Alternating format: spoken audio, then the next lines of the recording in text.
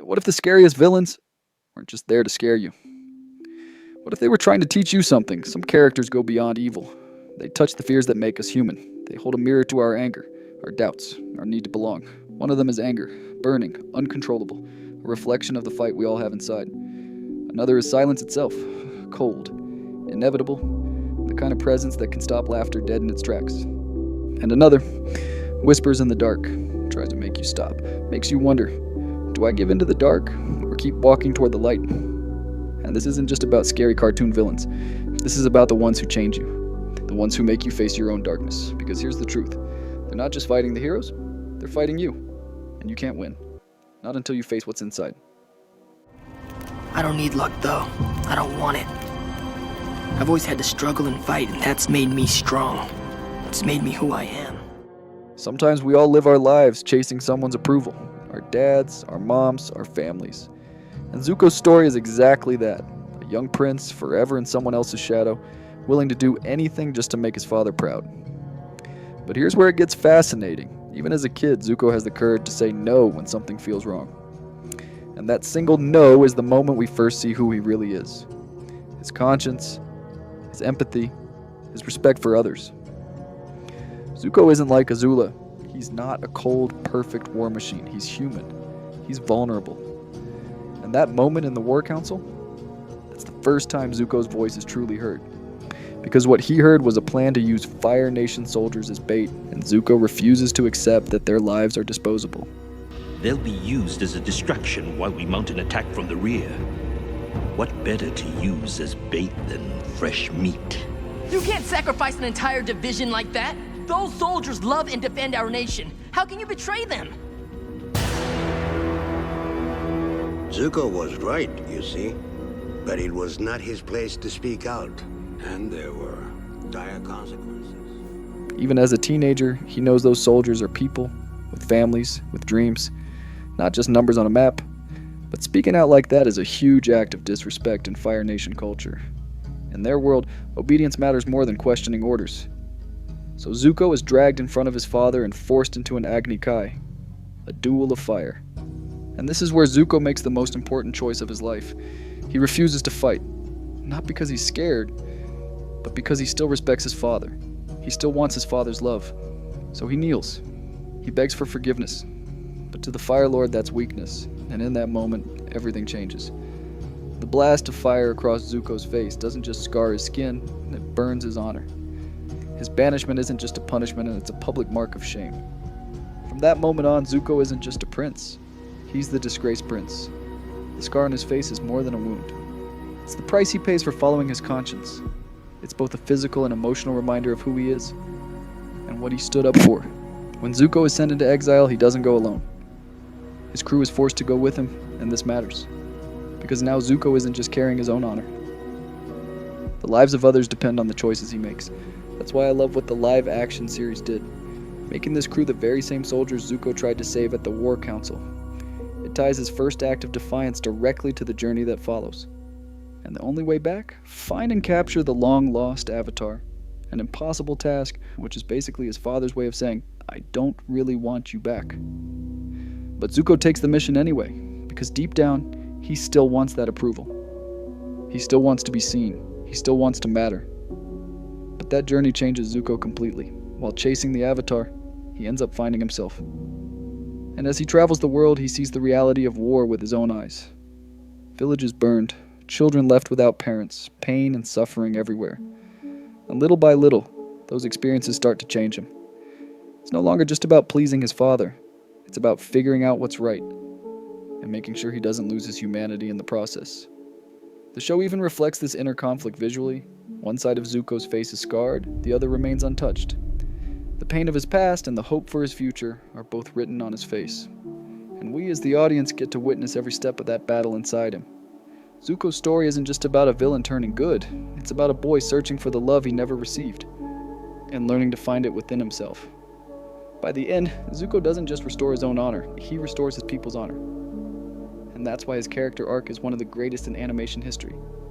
Zuko's journey is one of the best redemption arcs ever written. He starts out as a prince, loyal to the Fire Nation's ideals, but along the way he learns to listen to his own conscience, and when the time comes, He chooses the hardest path possible. He joins the Avatar, stands up to his father, and ends the war his nation started. Yeah. Who are you angry at, Zuko? Everyone! I don't know! Is it Dad? No, no! Your uncle? Me? No, no, no, no! Then who? Who are you angry at? Answer the question, Zuko. Talk to us. Come on, answer the question. Come on, answer it. I'm angry at myself!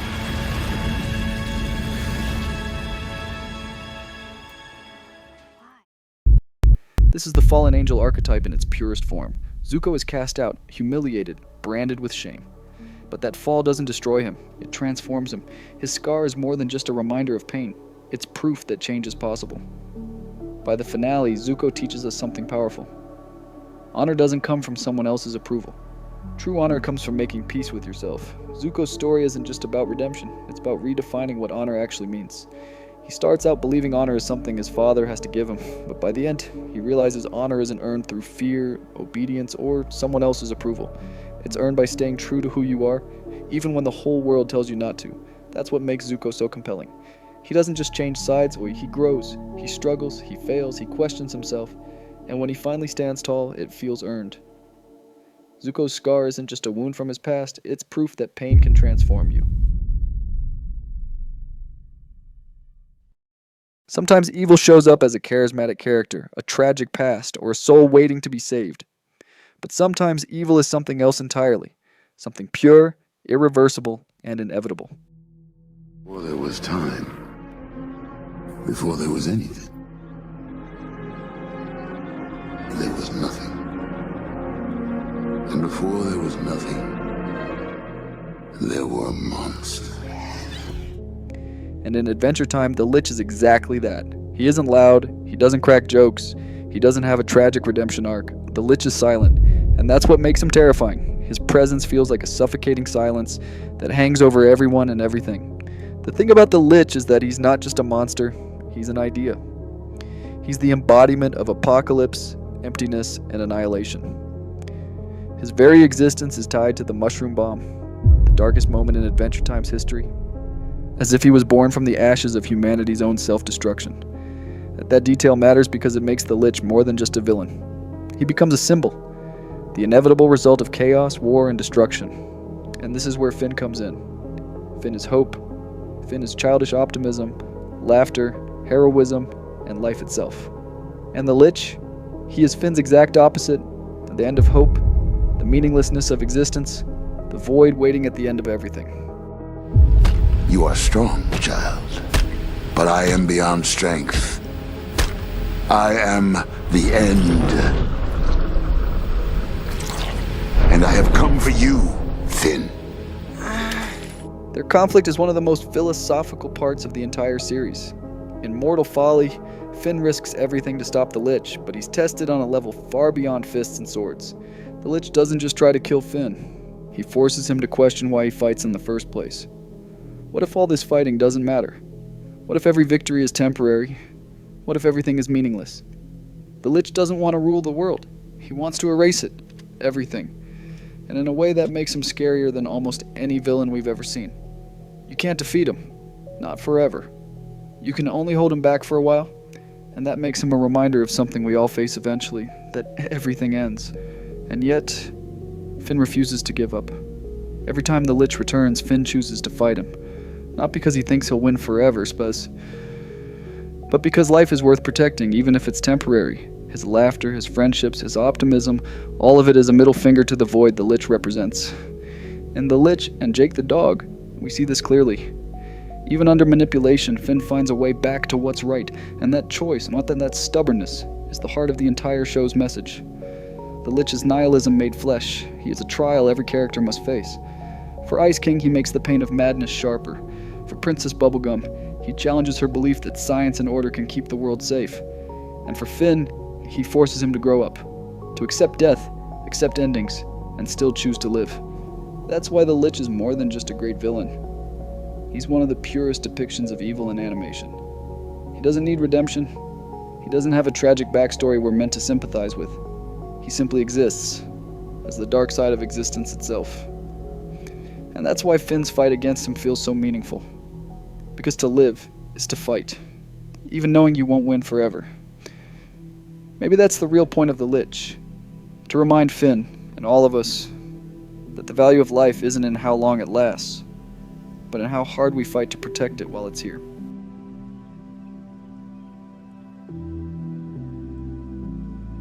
Sometimes darkness does not appear as a monster. Sometimes it moves silently through the shadows. It can be the echo of a lost soul, or an unresolved despair that clings to the mind. Are you ready to see true darkness?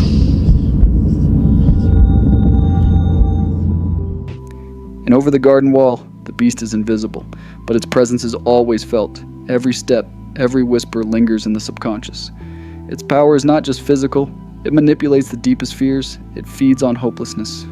Born from the somber autumn forest, the beast embodies lost souls and unresolved fears. It is more than a character, it is the symbol of darkness itself. For Wirt and Greg, its silent threat is not just outside, it forces them to confront their own inner shadows. Wirt's hesitation, his anxieties, his sense of responsibility, Greg's innocence, his intuitive courage. Against them, the beast is absolute contrast. It is uncertainty, it is lostness, it is the personification of death's shadow. This tension is the philosophical heart of the story. The beast asks silently, will you give in to the darkness? Or will you keep walking toward even the smallest light? The beast does not seek to control the children. Its true aim is to spread despair. Woodsman, I knew you would come. I have something for you. He will burn nicely in the lantern. No, I won't do this. You've been grinding up lost souls for years. And would it have mattered? Would you have just let your daughter's spirit burn out forever? Feed the lantern. To feed the lost souls wandering in the dark. It is not a villain in the traditional sense. It is a force of the forest. It is a force of time. It cannot be destroyed directly. It must be understood, approached carefully, confronted with awareness of one's inner fears. Wirt's journey is not just a story of getting lost in the forest. It is a philosophical struggle, a battle against fear, doubt, and indecision. Beast. It must be the beast out there. The obsidian cricket of our inevitable twilight singing our requiem. Every act of courage is a defiance against the beast. Every correct choice is a light in the shadows. Every small step illuminates a path through darkness. The beast embodies lostness, helplessness, and silent fear. It is a test for every character. For Wirt, it is the dark side of growing up. For Greg, the fragility of innocence. For the audience, a reminder that hope and courage can exist even in the darkest places. It has no redemption story. It cannot be fully destroyed. But Wirt's resistance shows us something essential. Even in the face of darkness, the right choices matter. Even in the face of fear, courage matters. Even amidst despair, even the smallest light matters. Come here. Okay. Wirt! Wait, that's dumb. What? That's dumb. I'm not just gonna wander around in the woods for the rest of my life. I'm trying to help you. You're not trying to help me. You just have some weird obsession with keeping this lantern lit. It's almost like your soul is in this lantern. Philosophically, the beast represents confrontation. Confrontation with existential anxiety, with fear of the unknown, with the darkness inside us all. Throughout Wirt and Greg's journey, the beast reflects the darker side of growth. Every choice, every act of bravery represents the struggle to find meaning in the darkness. It is not nihilism, it is not hopelessness. It is a mirror of courage, a reflection of human awareness against fear. In the end, the beast reminds us, darkness is inevitable, but the small lights we choose to follow. They define the value of life. They show the resilience of the human spirit. They are the power of conscious resistance. The beast is more than fear, more than lostness. It is the embodiment of our inner darkness and the symbol of our inner light, fighting to survive. These characters were never just villains. One showed us that redemption is possible, that no matter how heavy our past feels, we can still choose to change.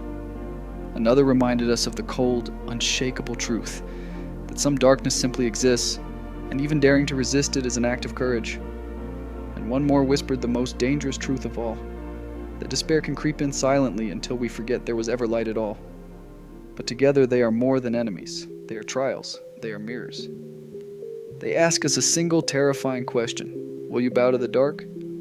Or will you keep walking toward the smallest flicker of light? And if you stayed with me through this journey, if you faced the darkness with me, then hit like, subscribe, and tell me in the comments which one of these trials spoke to you the most. Because this isn't just a video, it's a place where we stare into the dark and remind each other that the light is still worth chasing.